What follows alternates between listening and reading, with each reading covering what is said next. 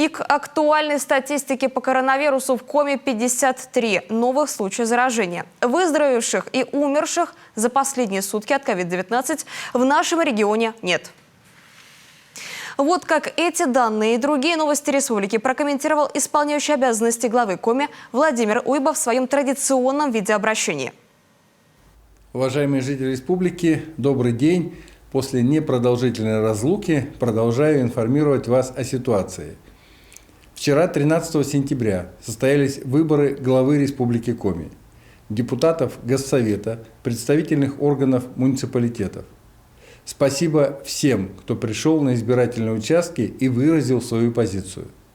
Также хочу поблагодарить всех тех, кто поддержал мою кандидатуру. Спасибо вам огромное.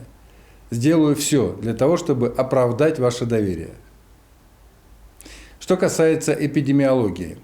Сегодня в республике лабораторно подтверждены 7114 случаев заболевания коронавирусом. Прирост за сутки 53 человека. Под медицинским наблюдением 1914 человек. Выздоровели 6094 человека.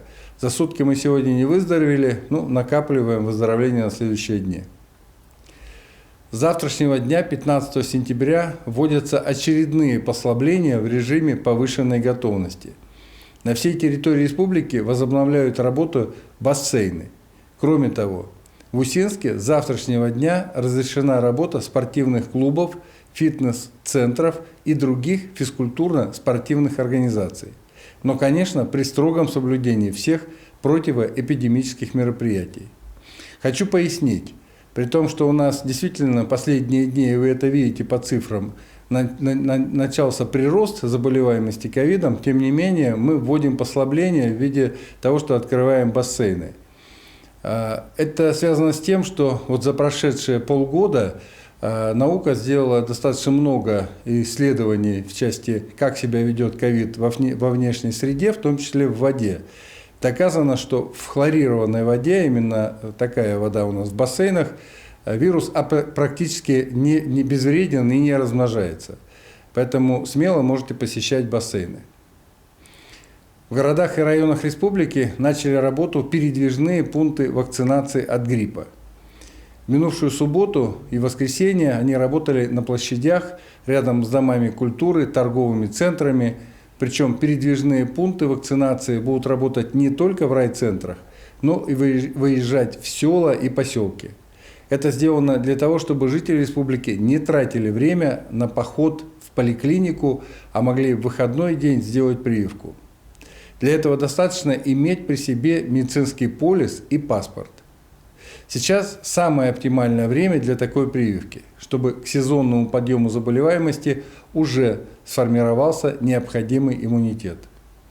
К тому же в условиях сохраняющихся рисков заражения коронавирусом своевременно проведенная вакцинация от гриппа поможет предотвратить двойное инфицирование гриппом и коронавирусом.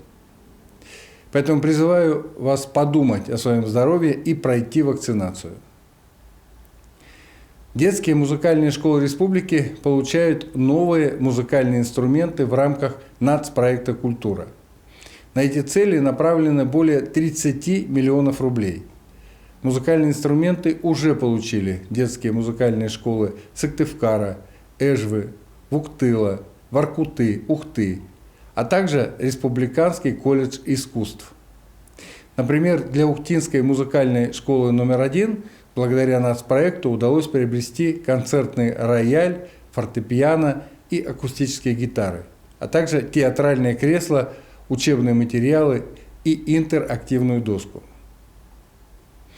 Уважаемые жители республики, это все новости, которые я хотел вам сегодня рассказать. Будьте здоровы, берегите друг друга. До завтра.